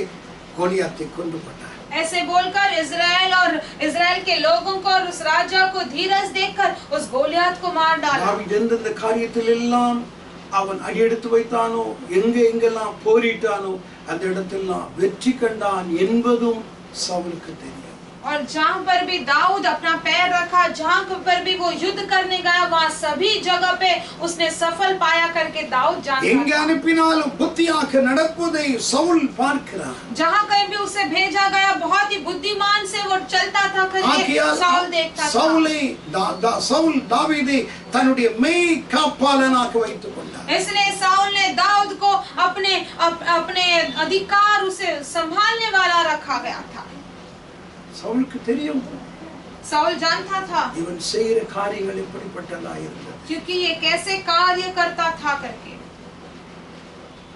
வேதத்திடத்தில் நீங்கள் வாசித்தார், पर पवित्र शास्त्र को आप पढ़ के देखिए, அந்த வேதத்தில் அப்படி முன்பாக எழுதியிருக்கும், தாவீது நடந்தது போல இவன் நடந்தான் என்று எழுதப்பட்டிருக்கும்। और शास्त्र में ऐसा लिखा गया रहेगा कि दाऊद जैसे चला वैसे इसने भी चला करके लिखा गया रहेगा। தன்னுடைய தகப்பனாகிய தாவீதை போல் அவன் நடந்தான் என்று பரிசுத்த வேதம் ஆங்காங்கு குறிப்பிடுவதை நாம் காண முடியும்। अपने पिता दाऊद के तरह चला करके पवित्र शास्त्र सभी जगह पे लिखा गया हम देखते हैं। ஒரு காரியத்தை நான் சொல்கிறேன், தகப்பனாகிய தாவீது முன்னாட்களில் நடந்த வழியிலே இவன் நடந்தான்। अपने पिता दाऊद जैसे प्राचीन काल में चलता था वैसे ये भी चलने लगा। தாவீதை குறித்து சொல்லப்பட்ட நல்ல வார்த்தை, दाऊद के बारे में बोला गया एक अच्छा बात है। மற்ற ராஜாக்களுக்கு முன்பாக ஒரு மாடலாய் ஜீவித்தவன்। दूसरे राजाओं के बीच में वो उनके लिए एक चिन्ह बनकर जीता था। தாவீது தன் தகப்பனாகிய தாவீது நடந்த வழியிலே அவன் நடந்தான் என்றால் அந்த நாட்களில் இருந்த இஸ்ரவேலின் யூதா ராஜாக்கள் எல்லாம் தாவீதை ஒரு மாடலாக வைத்திருந்தார்। अपने पिता दाऊद के जैसे चला, मतलब उन दिनों के इजराइल और यूदा लोग के वो राजा जो है दाऊद को अपना चिन्ह बना के चला। அவனை போல நடக்க வேண்டும், उनके जैसे उसके चाल चलन के ஆளுகை अनुसार எப்படி चलना है। அதை போல இருக்க வேண்டும்। उसका जैसे राज्य था वैसे ही हमें भी रहना है। ஆகையால் தேவன் அவனை கொண்டு பெரிய காரியங்களை செய்து வந்தார்। इसलिए परमेश्वर ने उसके द्वारा बड़े कार्य किया। தேவனுடைய ஆலயத்தை மாடலை தேவ கரத்தில் எழுதப்பட்டு வாங்கினவன்। और परमेश्वर का जो भवन है उसका जो मॉडल है उसने परमेश्वर के हाथों से उसने लिया था। தேவனுடைய ஆலயத்தை கட்ட வேண்டும் என்கிற ஒரு ஆவல் தாவீதுக்கு இருந்தது. परमेश्वर के भवन को बांधने के लिए स्थापन करने का एक चाहत दाऊद के अंदर था। அதிகமாய் யுத்தம் செய்தபடியினால் उसने अधिक युद्ध किया इसलिए தேவன் அவனை அனுமதிக்கவில்லை. लेकिन परमेश्वर ने उसे अनुमति नहीं दिया। ஆனால் மாடல் எழுதி தர்றார். लेकिन उसे एक नमूना लिख कर देते हैं। ஒன்று நாளாகமம் 28ஆம் அதிகாரம் पहला इतिहास का पुस्तक 28वां अध्याय 19ஆம் வசனத்திலே 19वां वचन में இந்த மாதிரியின்படிய சகல வேலைகளும் எனக்கு தெரியப்படுத்த இவைகளெல்லாம் கர்த்தருடைய கரத்தினால் எனக்கு எழுதி கொடுக்கப்பட்டது என்றார். मैंने यहोवा की शक्ति से जो मुझको मिली यह सब कुछ बुझ कर लिख दिया गया है करके बोलते हैं। தன் குமாரனாகிய தாவீது சாலமோனை பார்த்து சொல்றார். अपने पिता सोलोमन को देखकर अपने पुत्र सोलोमन को देखकर कहता है என் தேவன் அவருடைய கரத்தில் எழுதி இந்த மாடல் இதாப்பா இத வச்சு இதே மாதிரி அந்த ஆலயம் கட்டணும் அப்படின்னு சொன்னார். मेरे परमेश्वर ने मुझे ये हाथ में देखकर बोला कि ये नमूना ले और ऐसे ही इस भवन को स्थापन करना। நான் கட்ட முடியல, मैं नहीं बांध पाया, ஆனால் அதை கட்டுவதற்கு வேண்டிய பொன் வெள்ளி இரும்பு வெண்கலம் மரம் என்னென்ன இருக்கிறது எல்லாம் குவைத்து வைத்திருக்கிறேன். मैं नहीं बांध पाया, लेकिन उसे बांधने के लिए जो भी पेड़ या जो भी सोना चांदी सब कुछ की जरूरत है वो सब मैंने संभाल के सब वस्तुओं को रखा है। வேண்டியதை நான் வச்சிருக்கிறேன். सब वस्तुओं को मैंने संभाल के रखा है। அன்னைக்கு சவுல் சொன்ன வார்த்தை எவ்வளவு உண்மை, நீ பெரிய காரியங்களை செய். उन दिनों में जो साउल ने कहा वो बात कितना सच है कि तू बड़ा काम करेगा। 1 நாளாகமம் 13ஆம் அதிகாரம் 3ஆம் வசனத்திலே पहला इतिहास का पुस्तक 13वां अध्याय 3रा वचन में தேவனுடைய உடன்படிக்கை பெட்டி சீலோவிலே இருக்கிறது. परमेश्वर का जो संदूक जो है वो सीलो में था। அதை சவுல் தன் நாட்களில் அதை தேடாமலே போனார். लेकिन साउल जो है उसके जीवन में वो ढूंढ ही नहीं पाया। ஆனால் தாவீதுனுடைய சுபாவம் என்ன? लेकिन दाऊद का क्या स्वभाव था? தன் ராஜாவான உடனே அது முதலாவது அதை கொண்டு வர வேண்டும் என்று விரும்பினார். राजा बनते ही उस संदूक को पहले लेकर आना चाहा। தன் ஆலயம் தேவனுக்கு ஒரு ஆலயம் கட்ட வேண்டும். परमेश्वर के लिए एक भवन बांधना है। எனக்கு அருமையானவர்களே, मेरे प्रिय लोगों, சவுலுடைய வாழ்க்கையும் தாவீதுடைய வாழ்க்கையும் எவ்வளவு ஒரு பெரிய மாறுபாடாக எவ்வளவு வேற்றுமையாக காணப்பட்டது. साउल का जीवन और दाऊद का जीवन कितना ही अलग तरीके से था। நீ பெரிய காரியங்களை செய். तो बड़ा काम करेगा। கர்த்தர் உங்களை கொண்டு பெரிய காரியங்களை செய். परमेश्वर आपके द्वारा बड़ा काम இந்த करेंगे। தாவீதை போன்று நீங்கள் காணப்படும் பொழுது உங்களுடைய வாழ்க்கையிலும் ஆண்டவர் பெரிய காரியங்களை செயல்படுவதை நீங்கள் காண முடியும். अरे अगर इस दाऊद के जैसा आपका जीवन दिखाई देगा तो आप भी बड़े काम करने दिखाई देंगे। 2 சாமுவேல் 7ஆம் அதிகாரம் दूसरा सामुएल का पुस्तक 7वां अध्याय 8-9 வசனத்தை நான் வாசிக்கிறேன். 7वां अध्याय 8-9 वचन में पढ़ता हूँ। நீ இஸ்ரவேல் என்னும் என் ஜனங்களுக்கு அதிபதியாயிருக்கும்படிக்கு ஆடுகளின் பின்னே நடந்த உன்னை நான் ஆட்டு மந்தையை விட்டு எடுத்து நீ போன இவ்விடத்தில் உன்னோடு இருந்து உன் சத்துருக்கள் எல்லாம் உனக்கு முன்பாக நிர்மூலமாக்கி பூமியில் இருக்கிற பெரியோரின் நாமத்துக்கொத்த பெரிய நாமத்தை உனக்கு உண்டாக்கினேன் என்றார். और उन्होंने कहा कि भेड़ बकरियों के पीछे पीछे फिरने वाले इस मनसा से बुला लिया कि तू मेरे प्रजा इज़राइल का प्रधान हो जाएगा और तेरे सारे शत्रुओं के तेरे सामने नाश किया जाएगा। தேவன் எத்தனை நல்லவர். परमेश्वर कितने अच्छे हैं। ஆடுகளுக்கு பின்பாக இருந்தவர் भेड़ बकरियों के पीछे पीछे பெரிய फिरने वाला। நாமத்தை ஆண்டவர் அவனுக்கு கொடுத்து பெரியவனாக மாற்றினார். एक बड़ा नाम परमेश्वर ने उसे देकर बड़ा अधिकार बना दिया। தேவன் அவனை உயர்த்தினார். परमेश्वर ने उसे बड़ा सा प्रधान ஆகையால் दिया। தான் அவன் சவுல் சொன்னான், நீ பெரிய காரியங்களை செய்வாய். इसलिए साउल ने कहा कि तू बड़ा काम करेगा। சென்னையில चेन्नई में ஒரு ஆவிக்குரிய சபை, एक आत्मिक कलीसिया ஒரு है। சகோதரன் அங்கே வேலை பார்த்தார். वहाँ पर एक कलीसिया काम करता था। அங்கே ஒரு அரசாங்க ஸ்தோத்திர ஒரு ஃபேக்டரியில வேலை செய்து கொண்டிருந்தார். वो एक सरकारी फैक्ट्री में काम करता था।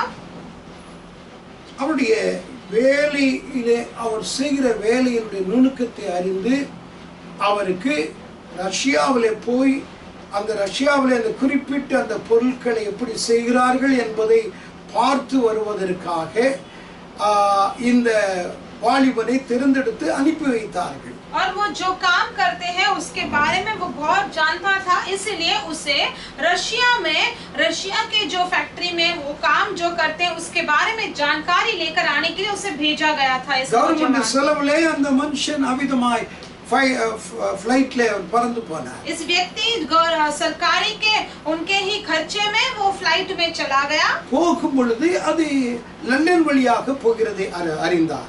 जाते वक्त वो लंदन के से होकर जा रहा है करके उसने जाना. லண்டன்ல இறங்கினார். लंदन में उतर गया. அவிதமாக ஒரு 2 நாள் அங்கே தங்கினார். और 2 दिन वहां पर रहा.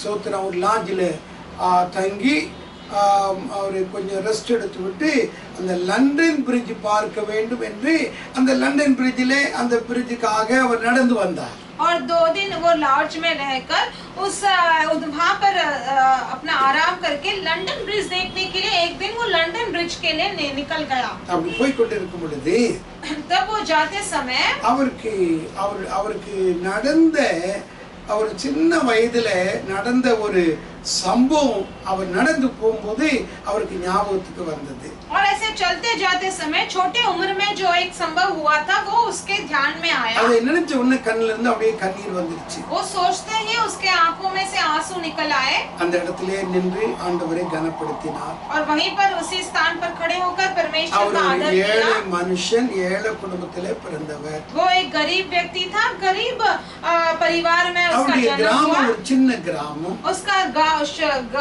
जो था वो बहुत छोटा था. 9th स्टैंडर्ड அவர் படிக்கும் பொழுது जब वो 9th स्टैंडर्ड में था அப்பொழுதுதான் பேண்ட் போடுவதற்கு ஒரு ஸ்லாக்கியமே அவருக்கு கிடைத்தது. तभी ही उसको एक पैंट डालने के लिए मौका मिला.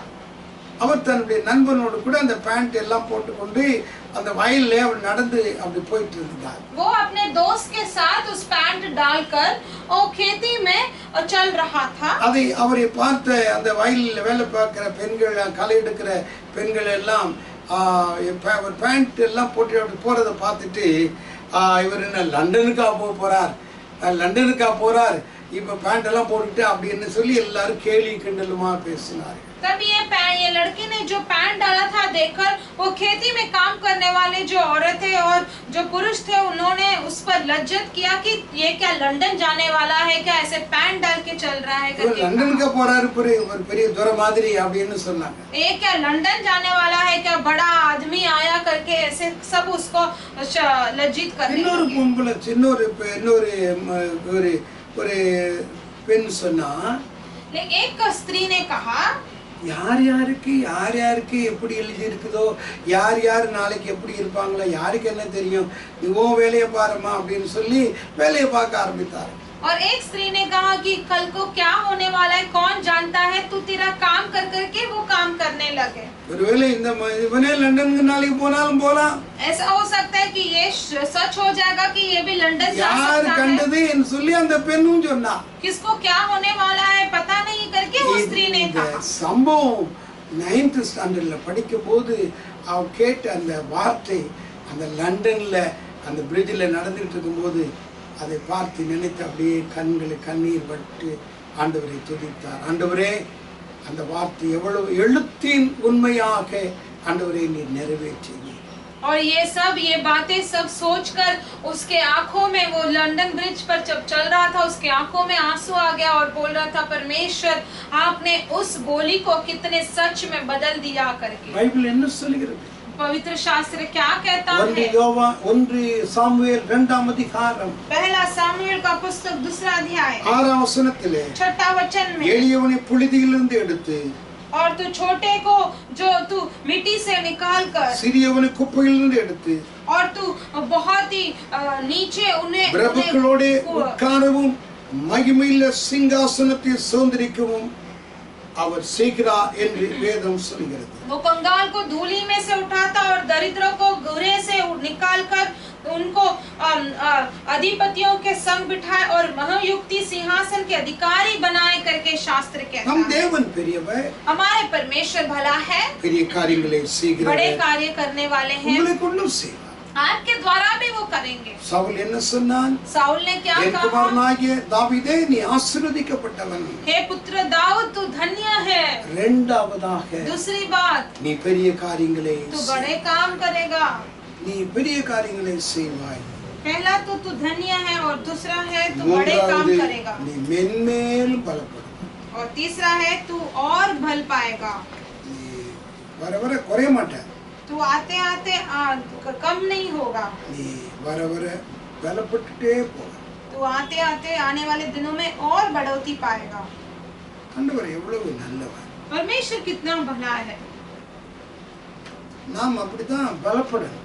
हमें भी ऐसा सफल होना है। 84 சங்கீதத்தை எடுத்து வாசித்து பாருங்கள். 84 भजन संगीता को लेकर அவர் पढ़िए। பலத்தின் மேல் பலமடைந்து वो बल के ऊपर बल पाकर। யார் அவர்கள்? कौन है वो? அழுகையின் பள்ளத்தாக்கு உருவ நடந்து நீரூற்றாக்கி கொண்டவர்கள். और जो रोने वाले खंड में पड़े थे। ஓ அழுகை அழுகை அழுகை வாழ்க்கை முழுதும் அழுகையாய் அழுது கொண்டிருந்தவர்கள். और जो रोना जीवन भर रोते रहते थे वैसे लोग। அதை ஒரு பள்ளத்தாக்கு போல அது கடந்து போனார்.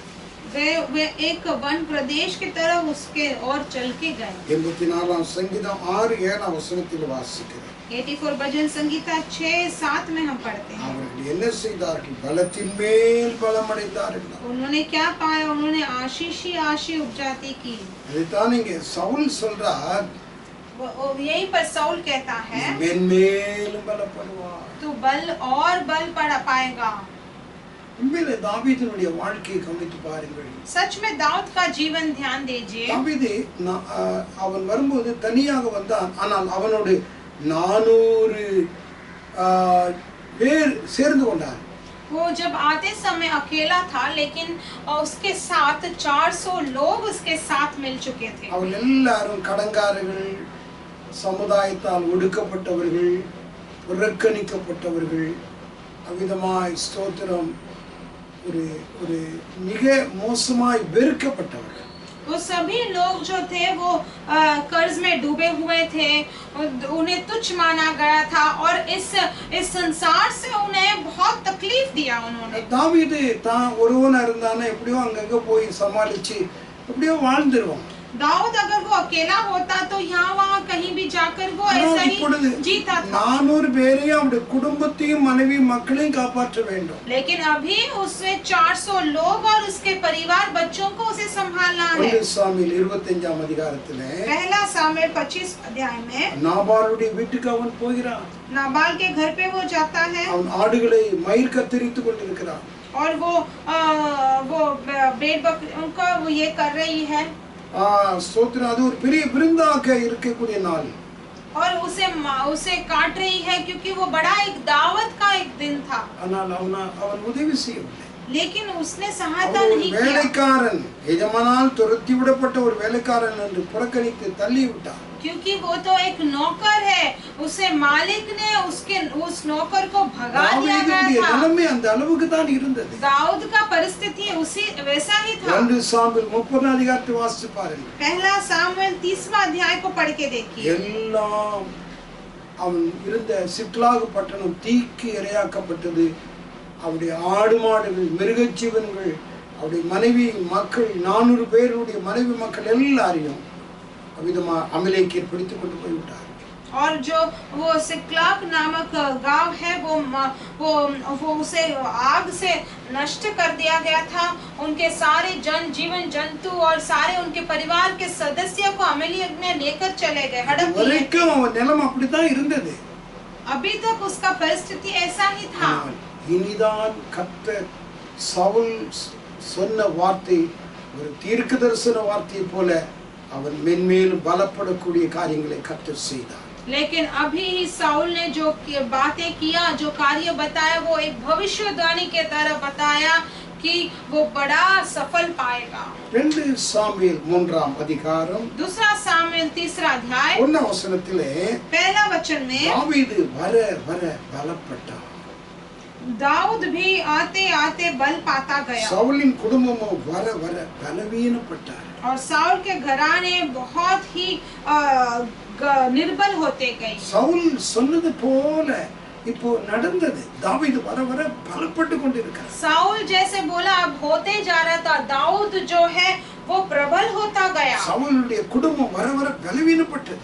लेकिन साउल का परिवार जो है निर्बल होता गया। ஆனால் இந்த தாவீது பலப்பட்டதற்கு காரணம் சரீர முயற்சி அல்ல. लेकिन ये दाऊद क्यों बल पाता प्रबल होता गया? क्योंकि वो उसका शारीरिक बल का नहीं है। ஆவிக்குரிய ஜீவிதத்திலே நீங்கள் வளர வேண்டும் என்றால் சோத்திரம் சரீர முயற்சி குறைய வேண்டும். और अगर आपको आत्मिक जीवन में बढ़ोतरी पाना है तो आपके शारीरिक जीवन का जो ताकत है वो कम हो जाना है। சரீர முயற்சி குறைந்து ஆவிக்குரிய முயற்சி கூட்ட வேண்டும். शारीरिक का जो बल है उसे कम करके आत्मिक का बल को बढ़ाना है। ஆவிக்குரிய காரியத்திற்கு முதலிடம் கொடுக்க வேண்டும். इसका मतलब आत्मिक कार्यों के काम में आपको पहला स्थान देना है। சிலரை கவனிச்சு பாருங்க. ऐसे कई लोगों को देखिए, காலையில் எழுந்திருவாங்க, सुबह उठ जाते हैं, காலையில் எழுந்திருச்சிட்டு பல்லு விளக்கிட்டு உடனே வாக்கிங், ब्रश करके सुबह उठते हैं, ब्रश करके और तुरंत वॉकिंग चला जाते हैं। 1 மணி நேரம் 2 மணி நேரம் एक घंटा 2 घंटा चलने लगते हैं, வீட்டுக்கு வருவார்கள், घर पे आते हैं, டிஃபன் சாப்பிடுவாங்க, नहाकर नाश्ता करते हैं। அவங்க ஜெபத்தை பாருங்க. उनका प्रार्थना को देखिए, 10 நிமிஷம் 5 நிமிஷம் அவ்வளவுதான் இருக்கும். 10 मिनट या 15 मिनट ही रहेगा। ஆவிக்குரிய வாழ்க்கையில எப்படி அவங்க உயருவாங்க? तो फिर आत्मिक जीवन में उनका बढ़ोतरी को அவங்களுடைய कैसे ஜெப देखेंगे? வாழ்க்கையை பார்த்தாவே அவங்க எப்படி இருக்காங்கன்னு தெரிஞ்சுக்கிறோம். उनका प्रार्थना का जीवन देखेंगे तो ही समझ जाएंगे कि वो ஏன்னா कैसा व्यक्ति है। சரீரத்தை நல்ல வளர்க்கணும் அப்படின்னு முயற்சி எடுக்கிறாங்க. क्योंकि शरीर को अच्छे से ताकत और तंदुरुस्त देने के लिए चाहते हैं। அப்போஸ்தலனாகிய பவுல் சொல்றார், प्रेरित पौलुस यहाँ पर कहते 1 हैं, தீமோத்தேயு 4:8ல पहला तीमोथी 4:8 में, சரீர முயற்சி அற்ப பிரயோஜனம்ன்றார். और वो कहते हैं कि शरीर का देह की साधना जो है कम लाभ होता है। எந்த விதமான அது லாபம் கிடையாது, वो कुछ लाभ नहीं देता है, எந்த விதமான பிரயோஜனம் கிடையாது. वो कुछ प्रयोजित नहीं है। ஆகவே ஆவிக்குரிய ஜீவிதத்தில் வளர வேண்டும் என்றால் अगर சரீர முயற்சி குறையணும், ஆவிக்குரிய ஜீவியத்தை அதிகப்படுத்தணும். अगर आत्मिक जीवन में बढ़ोतरी पाना है तो आत्मिक शरीर का लाभ को कम करना है और आत्मिक लाभ को बढ़ाना है। ஜெபிக்கணும், प्रार्थना करना है, உபவாசிக்கணும், उपवास करना है, பைபிள் வாசிக்கணும், बाइबल पढ़ना है, ஆவிக்குரிய முயற்சிகளை கூடுதலாக்கணும். आत्मिक साधना को बढ़ाते जाना அப்போ है। நீங்க வர வர குறைய மாட்டீங்க, வர வர அவிதமாய் பலப்பட்டுக்கிட்டே இருப்பீங்க. इसका मतलब आप आने वाले दिनों में प्रबल पाएंगे, निर्बल नहीं पाएंगे। தாவீது எப்படி பலப்பட்டான்? दाऊद कैसा बल पाया? 2 வசனங்களை ஞாபகம் வைக்கிறேன். 2 वचनों को मैं याद दिलाता हूँ। ஒன்று पहली बात, ஸ்தோத்திரம் 2 நாளாகமம் 27ஆம் அதிகாரம் 6ஆம் வசனத்தில் எப்படி வாசிக்கிறோம்? दूसरा इतिहास का पुस्तक 27:6 में हम पढ़ते हैं, தன் வழிகளை கர்த்தருக்கு முன்பாக நேராக்கினான், ஆகவே அவன் பலப்பட்டான். क्योंकि वो अपने आप को अपने परमेश्वर यहोवा के सम्मुख जान पर सीधी चाल चलता था। இங்க யோதாம் என்று சொல்லக்கூடிய ஒரு ராஜாவை குறித்து வாசிக்கிறோம். यहाँ पर योदाम नामक एक राजा के बारे में हम पढ़ते हैं। அவன் தகப்பன் உசியா. उसके पिता ओसिया है। இந்த உசியாவை போல அவருடைய குமாரனாகிய யோதாம் இல்லாமல் தாவீதின் வழியிலே நடந்தான். ये उसके पिता उसिया की तरह नहीं था, लेकिन दाऊद के चाल चलनों के अनुसार वो चला योदाम। இங்க நான் வாசிக்கிற வார்த்தை, यहाँ पर हम पढ़ते हैं, தன் வழிகளை கர்த்தருக்கு முன்பாக நேராக்கினதினால் பலப்பட்டான். अपने चाल चलन को परमेश्वर यहोवा के सम्मुख जान कर चला, इसलिए वो सीधा रहा। கவனிக்கிறார், परमेश्वर ध्यान देते हैं। உங்களுடைய வழிகள் நேராய் இருக்கிறதா என்பதை கவனிக்கிறார்.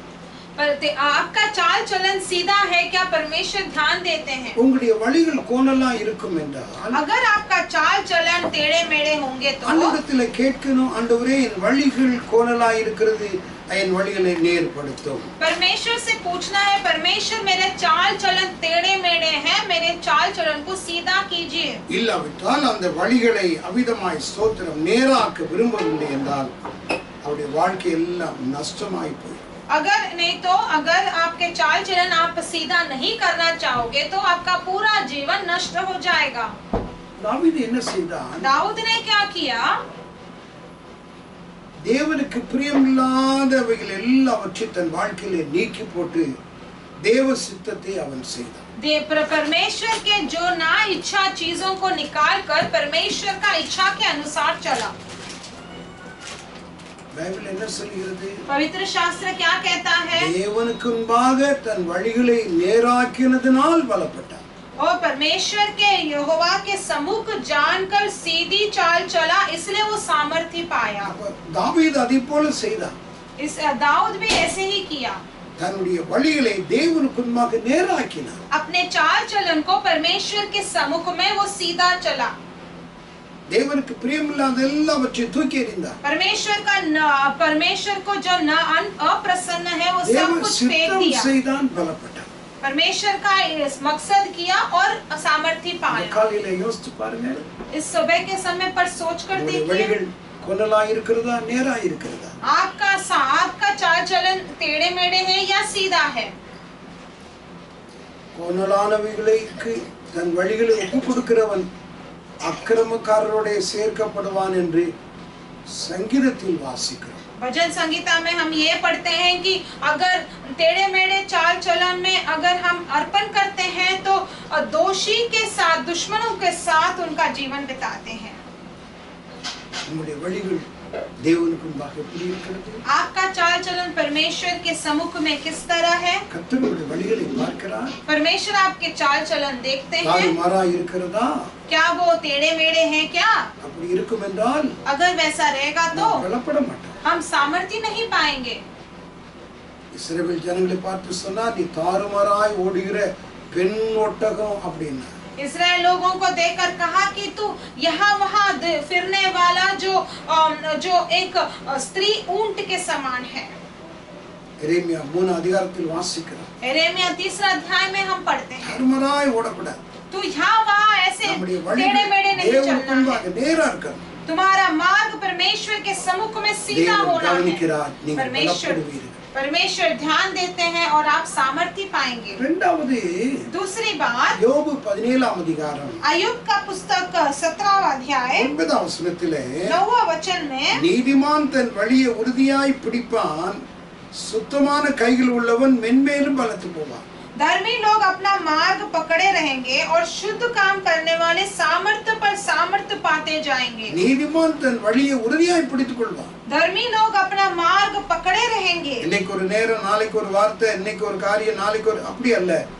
அவனுடைய வழி ஒரே மாதிரி சீதாவே இருக்கும். आज एक मार्ग, कल एक मार्ग, आज एक कार्य, कल एक कार्य, ऐसा नहीं है। उसका मार्ग हमेशा स्थिर रहेगा। சவுலின் மேல், அவனுடைய குடும்பத்தின் மேல் ஆரம்பத்தில் இருந்த அதே நிலைமைதான், அதே இரக்க சுபாவம், அவனை குறித்து எந்த விதமான வேற்றுமை இல்லாத நிலைமை தாவீதுக்கு வளர்ந்த போதிலும் இருந்தது. और साउल के बारे में, उसके परिवार के बारे में दाऊद का जो सोच था वो ऐसा ही था। उसके बारे में कभी उसने बुराई नहीं सोचा। அவன் உறுதியாய் பிடித்துக் கொண்டான். उसके मार्ग को हमेशा वो सीधा चलता था, वो स्थिर पकड़ के रखा। ஆண்டவர் நம்மை கவனிக்கிறார். परमेश्वर हमें ध्यान देते हैं। ஆரம்பத்தில் சவுலுடைய குடும்பத்தின் மேல் அவனுக்கு அக்கறை இருந்தது போல, சவுல் மரித்து போன பிற்பாடு அவனுடைய குடும்பத்தின் மேல் தாவீதுக்கு அக்கறை இருந்தது. शुरुआत में जैसे साउल और उसके परिवार के बारे में दाऊद चिंता करता था, उसी तरह उसके मृत्यु के बाद में दाऊद को उसके परिवार के बारे में चिंता था। 2 சாமுவேல் 9 அதிகாரம், दूसरा सामुएल का पुस्तक 9 अध्याय 17 வசனத்திலே 9 अध्याय 17 वचन में தாவீது கேட்கிறான், யோனத்தானின் நிமித்தம் அவருடைய வீட்டாருக்கு நான் இரக்கம் பாராட்டுவதற்கு இன்னும் யாராயினும் இருக்கிறார்களா என்று கேட்டார். दाऊद पूछता है कि योनातान के कारण मैं निश्चय तुझको प्रीति दिखाऊंगा और उसके जिंदगी में ऐसा कोई होगा क्या जो मैं नित्य भोजन किया करूं. யோனத்தானின் நிமித்தமாய் योनातान के कारण நான் அவிதமாவுடைய குடும்பத்திற்கு நன்மை செய்யும்படி யாராவது இருக்கிறாங்களா? मैं निश्चय उनको उनके परिवार को भलाई करने के लिए कोई है क्या? தேடி வரும்படியாக தன் வேலைக்காரரிடத்திலே சொல்லி அனுப்புகிறார். ढूंढ कर आने के लिए अपने नौकरों से कहता है. அப்பொழுது तभी அவன் ஒரு வேலைக்காரன் வந்து இந்த வார்த்தையை சொல்றான். एक नौकर उसके पास आकर ये कहता है, நான் வாசிக்கிறேன், கவனியுங்கள். मैं पढ़ता हूँ, ध्यान दीजिए. 9ஆம் அதிகாரம் 9वां अध्याय 1ஆம் வசனத்திலே पहला वचन में யோனத்தானின் நிமித்தம் என்னால் தயவு பெறத்தக்கவன் எவனாவது சவுலின் வீட்டாரில் இன்னும் மீதியாயிருக்கிறவன் உண்டா என்று தாவீது கேட்டார். दाऊद ने पूछा कि क्या साउल के घराने में से कोई अब तक बचा है जिसको मैं योनातान के कारण प्रीति दिखाऊं. யோனத்தானுக்கு 2 கால் முடமான ஒரு மகன் இருக்கிறார். और योनातान को एक बेटा है जो लंगड़ा है. அவனை அழைத்து வர சொன்னான். उसे बुलाया गया था. அவனை பார்த்து ராஜா சொன்னான், தாவீது சொன்னான். उसे देखकर राजा दाऊद ने कहा 13ஆம் வசனத்திலே 13 वचन में மேய்போசேத் ராஜாவின் பந்தியில் நித்தம் ஆசனம் பண்ணுகிறவனாய் இருக்கிறபடினால் எருசலேமிலே குடியிருந்தான். அவனுக்கு 2 கால் முடமாயிருந்தது. அவன் எல்லா நாளிலும் 11ஆம் வசனத்திலே என் பந்தியிலே ஆசனம் பண்ணுவான் என்று ராஜா சொன்னார். और कहता है कि मेपोसे यरूशलेम में जो राजा की मेज पर नित्य भोजन किया करता था और वो दोनों पांव का पंगुला था, वो मेरे राज्य की नाय में मेरे मेज पर भोजन किया करे மென்மேலும் பலப்படுவான். और सामर्थ्य पाएगा. தாவீது மென்மேலும் பலப்பட்டான். और दाऊद और सफल पाता गया. அந்த குடும்பத்துக்கு நம்மே செய்யணும். इस परिवार को हम क्यों बुराई करें? அவன் குடும்பம் அவங்களோட தாத்தா சாகுற வரைக்கும் நமக்கு விரோதியா இருந்தானே. और वो उसके नाना जी जो थे वो मरते दम तक वो मेरे लिए बहुत அவன் बड़े குடும்பம் दुश्मन எப்படி था. போனா நமக்கு என்ன அப்படி இல்ல. उसका परिवार चाहे कैसे भी जाए, मेरा क्या करके நீதிமான் नहीं தன் வழியை कहा. உறுதியாய் பிடித்துக் கொள்வான். धर्मी जो अपने मार्ग को स्थिर पकड़ता ஒரு है, நாளும் அவன் தன் வழியை விட்டு அவன் விலக மாட்டான். कभी भी अपने चाल चलन से हटके नहीं चलता. ஆகையால் தான் மெய்போசேத்துக்கு முடமானவன், கை 2 கால் விளங்காதவன், இவனை வச்சுட்டு என்ன செய்ய, பார்க்கவே அசிங்கமா இருக்குது, தூக்கிட்டு போ அப்படின்னு சொல்லல. அவனை பார்த்து சொன்னான், நித்தமும் என் பிள்ளைகளோடும் என்னோடு நீ भोजन பண்ணுவாப்பா. इसलिए मेफीबोशेत को देखकर उसने ऐसा नहीं कहा कि लंगड़ा है उसे फेंक डालो, लेकिन उसे कहा कि तू मेरे परिवार और मेरे बच्चों के साथ मेरे साथ मेज पर भोजन என்னுடைய करेगा. பிள்ளைகள் போல நீ இருப்பாய். तू मेरे बच्चों की तरह तू भी रहेगा. நீ எங்கேயும் ஊர்ல அங்க இருக்க வேண்டாம். तू यहाँ वहाँ कहीं मत जाना. நீ நேரா எருசலேமுக்கு அரண்மனைக்கு வந்துரு. तू सीधा यरूशलेम मेरे महल के अंदर आ जाना என்னோட கூட தங்கி और तू मेरे साथ रहना. ஆகையால் தாவீது பலப்பட்டான். इसलिए दाऊद और सामर्थ्य पाया. கர்த்தர் அவனை கவனித்தார். परमेश्वर ने उसे ध्यान दिया. தன் வழியை உறுதியாய் பிடித்துக் கொண்டிருக்கிறார். उसके चाल चलन को वो सीधा चलता தன் रहा. வழிகளை அவிதமாய் ஸ்தோத்திரம் நேராக்கினார். उसके चाल चलन उसके मार्ग को उसने सीधा किया. பிரயோஜனம் இல்லாததெல்லாம் தூக்கி எறிஞ்சான். और जो प्रयोजित नहीं है उसे सबको फेंक दिया. தேவன் கவனித்தார். परमेश्वर ने ध्यान दिया. அவனை மற்றவர்கள் ஆச்சரியப்படத்தக்கதாய் மென்மேலும் அவனை பலப்பட்டு கொண்டு வர கர்த்தர் உதவி செய்தார். और दूसरों ने आश्चर्यचकित होने जैसे वो और बल पाता और सफल पाता गया. என் வார்த்தையை நான் முடிக்கிறேன். मेरे वचनों को मैं समाप्त करता हूँ. எனக்கு அருமையானவர்களே, मेरे प्रिय लोगों, 3 காரியத்தை நான் பார்த்தேன். 3 कार्यों को हमने देखा. தாவீதே நீ ஆசீர்வதிக்கப்பட்டவன். दाऊद तो धन्य है. தாவீதே நீ பெரிய காரியங்களை செய்வாய். दाऊद तो बड़ा काम करेगा. தாவீதே நீ மென்மேலும் பலப்படுவாய். और दाऊद तो बड़ा सफल पाएगा. இந்த வார்த்தைகளை கேட்கிற நீங்கள் ஆசீர்வதிக்கப்படணும். ये वचनों को सुनने वाले आपके जीवन में கர்த்தர் आशीर्वाद உங்களை கொண்டு पाना பெரிய है. காரியங்களை செய்யணும். परमेश्वर आपके द्वारा बड़े कार्य करना है. நீங்கள் இன்றைக்கு இருப்பதை விட மோசே இஸ்ரவேல் ஜனங்களை ஆசீர்வதிக்கும் பொழுது சொன்னது போல 1000 மடங்கு நீங்கள் பெருக வேண்டும்.